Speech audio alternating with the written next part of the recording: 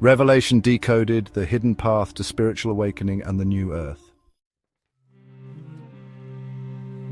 The book of Revelation has long been misunderstood as a cryptic prophecy of destruction, chaos, and an impending apocalypse. However, when viewed through a spiritual lens rather than a purely literal or historical one, its deeper meaning becomes evident. Revelation is not a book of fear, but a book of profound spiritual transformation. It is a roadmap for the awakening of humanity, a guide to the unveiling of divine consciousness both within the individual and across the collective human experience. Revelation was written during a time of severe persecution of early Christians under the Roman Empire. Many of its symbols had immediate relevance to those suffering under imperial rule. However, the text also speaks on a much grander scale, using archetypal imagery that transcends any single historical moment. The seven churches, the seven seals, the seven trumpets. These are not just references to events in history, but metaphors for universal spiritual truths. At its core, Revelation describes the unveiling, which is the literal meaning of apocalypse, a process by which illusion is stripped away and the divine reality is revealed. This unveiling happens on both a collective level, the transformation of human consciousness, and an individual level, spiritual awakening. The letters to the seven churches found in Revelation chapters 2 and 3 are not merely historical addresses to ancient congregations. Instead, they serve as a metaphor for different stages of spiritual growth and the challenges one faces along the path to enlightenment. Each church represents an aspect of the human soul and its journey toward divine union. Ephesus, known as the church that lost its first love, represents the stage of awakening but struggling with spiritual complacency. It warns against losing the purity of devotion and becoming trapped in dogma rather than divine experience. Smyrna, the persecuted church, symbolizes trials and suffering that refine the soul. This is the test of faith, where suffering leads to greater strength and detachment from material illusions. Pergamum, the church that compromised, represents spiritual integrity. It warns against allowing external influences such as societal corruption to dilute inner truth. Thyatira, the church of false prophets, speaks to the dangers of deception, whether by false teachings or internal self-delusion. True wisdom comes from discernment. Sardis, the dead church, represents spiritual stagnation, a state where one may appear alive in faith but is inwardly lifeless. It is a call to rekindle spiritual fire. Philadelphia, the faithful church, symbolizes the open heart and unwavering faith. This is the state of alignment with divine will and readiness for ascension. Laodicea, the lukewarm church, represents spiritual indifference, a state of neither true devotion nor outright rejection. It warns against complacency and calls for radical transformation. These churches correspond to aspects of the individual soul, reflecting internal struggles and victories.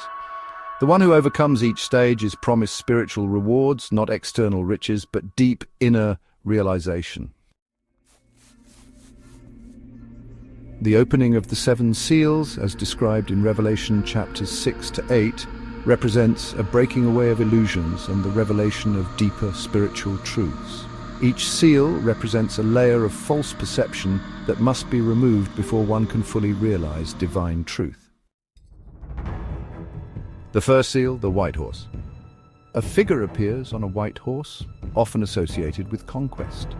This represents the initial awakening, the beginning of the journey toward truth. The conquest here is not military, but the soul's first step in overcoming illusion. The second seal, the red horse. A fiery red horse appears, symbolizing war and division. At this stage, the seeker begins to experience inner and outer conflict, as old beliefs and attachments are challenged. The third seal, the black horse. The black horse represents famine, not just in the physical sense, but in a spiritual sense.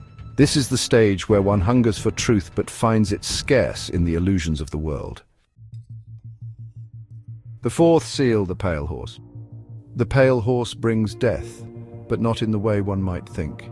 This is the death of the old self, the dissolution of the ego. It is a necessary phase before spiritual rebirth. The fifth seal, the cry of the martyrs. Here, the voices of those who have suffered for truth are heard. This stage represents a deeper realization of divine justice, where one understands that suffering is not in vain, but serves a higher purpose. The sixth seal, cosmic disturbances. The sun turns black, the moon becomes like blood, and the stars fall. This symbolizes the complete dismantling of the old reality, the ego's final struggle before surrender. The seventh seal, silence in heaven.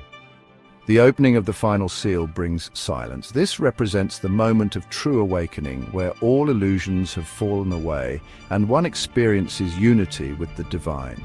These are not events in linear time, but symbolic of an inner transformation that each soul undergoes on the path to higher consciousness. The repeated use of the number 7 in Revelation is not accidental. In ancient spiritual traditions, the number 7 symbolizes completeness, divine order, and spiritual evolution. This number is found in biblical symbolism. 7 represents completion, perfection, and the fulfillment of divine will. It is the number of days in creation, the number of times Jericho was circled before it fell, and the number of times forgiveness is multiplied, 70 times 7. In numerology, 7 is considered a sacred number that bridges the material and the spiritual. Astronomical influence. The ancients recognized 7 wandering stars: the Sun, Moon, Mercury, Venus, Mars, Jupiter, and Saturn, which were seen as governing forces in the cosmos. Chakras and spiritual awakening. In Hindu and esoteric traditions, there are 7 chakras, or energy centers, in the body. The process of opening the 7 seals in Revelation parallels the awakening of these energy centers, leading to enlightenment. In esoteric teachings, the 7 chakras align with the 7 churches and the 7 seals. The process described in Revelation mirrors the Kundalini awakening, where divine energy rises through the spiritual centers, purifying and transforming consciousness until the crown, Christ consciousness, is fully realized. Rather than just being a book of prophecy about external events, Revelation is a deeply symbolic guide to spiritual awakening. The fall of Babylon represents the collapse of the false self and worldly attachments. The beast represents the ego-driven mind and its grip on humanity. The New Jerusalem is the higher state of consciousness where divinity is fully realized. This is why Jesus says, "Let those who have ears to hear, hear." The message is not meant to be understood on a purely intellectual or historical level, but through direct inner experience. The book of Revelation is not just about the end of the world, it is about the end of the illusion of separation. It is about the unveiling of divine truth, both within individuals and across the collective consciousness of humanity. The challenges and tribulations described are not just external struggles, but inner battles between fear and love, illusion and truth. In this time of great change, humanity is being called to awaken. The old systems, the false structures built on greed, control and division, are crumbling just as Babylon fell. But this is not the end, it is the beginning of something greater. Each person who chooses to step into divine awareness, who chooses love over fear, truth over illusion, becomes a beacon of light, helping to bring forth the new earth that Revelation speaks of. The second coming of Christ is not necessarily a single physical event. It is the awakening of Christ consciousness within each soul. The message of Revelation is clear. Awaken, see through the illusion, break the seals that bind you. Become the light that transforms the world. The book of Revelation is not a prophecy of doom, but an invitation to awaken. You're living through a time where old structures are crumbling, both within and without. This is not destruction, it is transformation. You're being called to rise above fear, to embody love, and to see through the illusions that have bound humanity for so long. You are the temple of God. The kingdom of heaven is within you. The second coming of Christ is not an external event, but an internal realization.